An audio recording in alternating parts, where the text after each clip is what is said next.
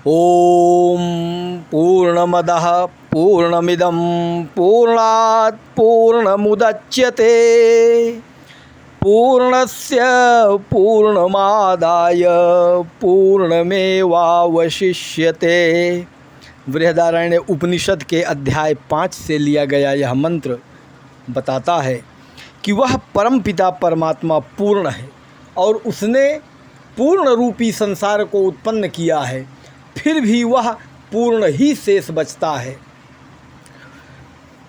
मेरे YouTube के सम्मानित श्रोताजनों, आज नालंदा विश्वविद्यालय पर एक कविता लेकर के मैं पुनः आप लोगों के सामने उपस्थित हूँ।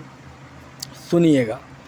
श्रीमान गुरु के चरणों में हम पहले शीश झुकाते हैं, माँ सरस्वती के चरणों में श्रद्धा से दीप जलाते हैं।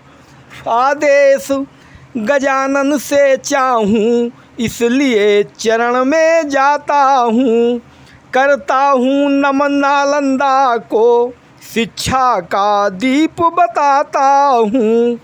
भारत का पाटलिपुत्र जहाँ है आज बिहार ये बसा हुआ, वहीं 100 किलोमीटर दूरी पर एक राजगीर स्थान हुआ। हाँ, वहीं पे ये इस दुनिया का सबसे बड़ा विश्वविद्यालय था। मैं सोचा कुछ प्रयास कर लूँ, बतलाऊँ नालंदा गाथा। भारत ही नहीं विश्व भर में नालंदा सबसे अच्छा था। विद्वान वहाँ पर शिक्षक थे, हर छात्र वहाँ पर सच्चा था। 5वीं सदी में कुमार गुप्त ने इसका निर्माण कराया भाई। जग का उत्तम विश्वविद्यालय संसार मानता है भाई। यह हिंदू बौद्ध जैन धर्मों का मुख्य प्रवर्तक केंद्र रहा। विज्ञान ध्यान दर्शन योग गणित ये सब में विद्यालय पढ़ा रहा। गौतम बुद्ध ने यहीं पर ही शिष्यों को था उपदेश दिया। प्रथम कुमार गुप्त ने ही था इसका निर्माण किया। कन्नौज के राजा हर्षवर्धन ने बहुत अधिक धन दान किया। पाल वंश के राजा ने भी इसके विकास में दान दिया। लगभग 2000 कमरे थे, रहने खाने की व्यवस्था थी। शिक्षण की व्यवस्था वाद विवाद विधि से संचालित होती थी। 35 कमरों का खंड रहा, हर खंड में कुआं जरूरी था। पक्के कमरे सब होते थे, लकड़ी का बना दरवाजा था। सोने को पत्थर की चौकी हर कमरे में रहती थी। भोजन को रसोई चूल्हा था, पर वायु शुद्ध हो रहती थी। 108 विषय की शिक्षा शिक्षालय में दी जाती थी। बौद्ध सनातन धर्म तथा वेदों की शिक्षा दी जाती थी। पर यहाँ प्रवेश कठिन भी था, चारों द्वारों से होता था। होते थे वहाँ द्वार पंडित, वह कठिन परीक्षा लेता था। 100 में से 20 छात्र ही तो नालंदा में प्रवेश पाते, बाकी सब दे के परीक्षा को दरवाजे से वापस जाते। गुप्त वंश के शासक कुमार गुप्त ने इसे बनाया था। शक्रदित्य था नाम, वरन कुमार गुप्त पद पाया था। उस समय के हर राजाओं ने कुछ ना कुछ था सहयोग किया, इसलिए विश्वविद्यालय ने संसार में नाम कमा ही लिया। आयुर्वेद की चिकित्सा में यह दीप प्रशिक्षण उच्च रहा। शिक्षा की व्यवस्था अच्छी थी और ध्यान योग सर्वोच्च रहा। व्याख्यान विधि प्रतिवादवाद का शिक्षण वहाँ पे होता है। और ध्यान योग आध्यात्म साम्य अपने पापों को धोता है। 10,000 विद्यार्थी वहाँ प्रतिदिन शिक्षा को पाते थे। 2,000 शिक्षक थे जो हर विषयों को वहाँ पढ़ाते थे। दुनिया को शून्य दिया जिसने वह आर्यभट्ट भी वहाँ रहे।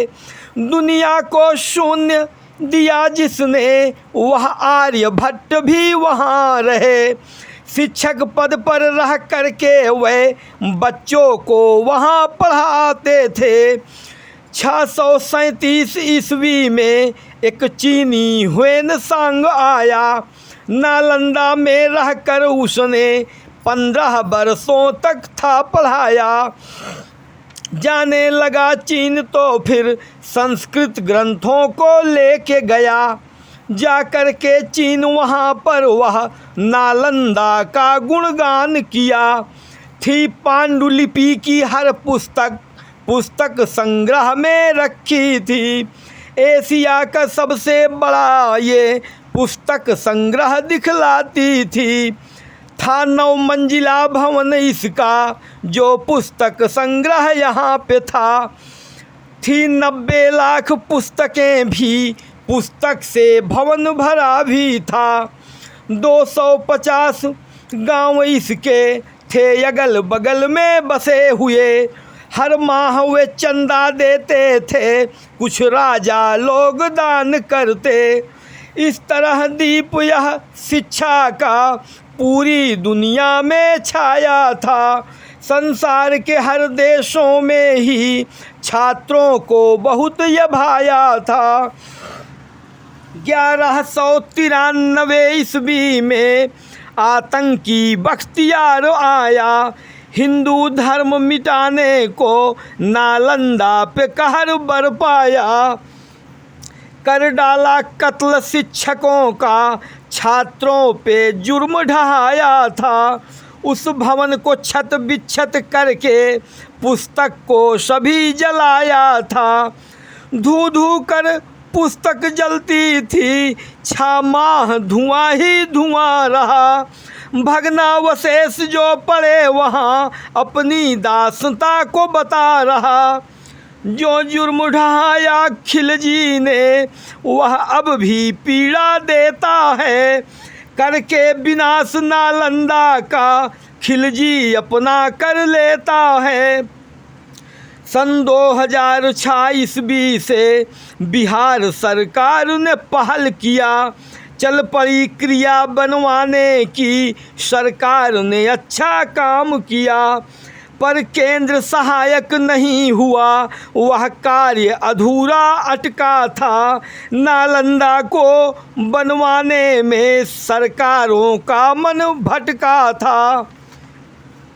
पर 14 में मोदी आए तब कार्य तेज हो जाता है।